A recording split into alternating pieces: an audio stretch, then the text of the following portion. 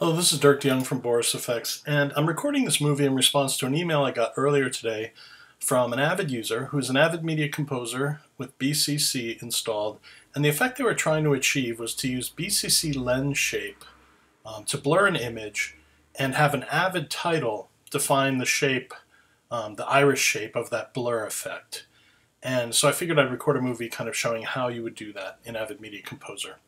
For those of you not already familiar with BCC so much, let me just quickly throw on a lens blur effect before I get to the lens shape, just to show you what we have here.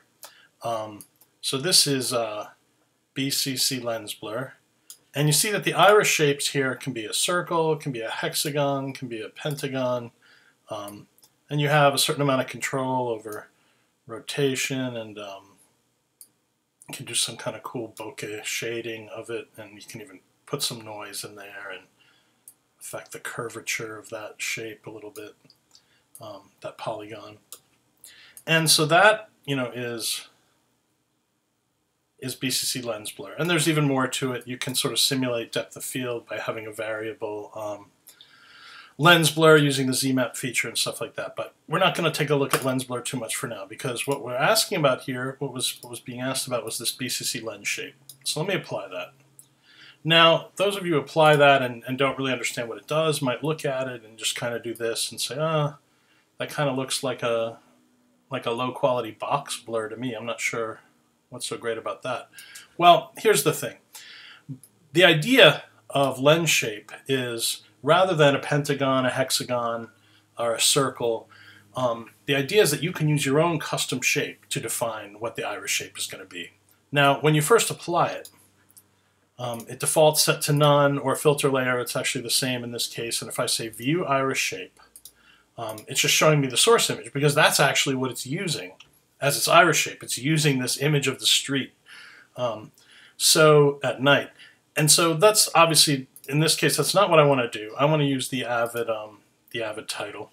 Now, let me just pop down here. I'm monitoring on the lower track here, and you see, if I go here, so this is an Avid title. And if I bring up the title tool on it, you see basically what I've done here is I've just typed this question mark using a particular font, and I've made it as big as I could, or more or less, without cropping the text character at all. I made it large because I want the sort of high end of my iris scale when I'm using it as my shape to be in fact pretty large. So you want to do this text as big as you can without being cropped if you're going to use your Avid title as an iris shape. So there's the question mark. There's the Avid title.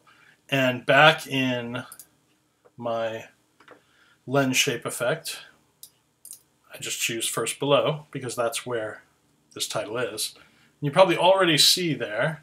Actually, let me just zoom in and pan over just so we can really get a look. You see it's using the question mark.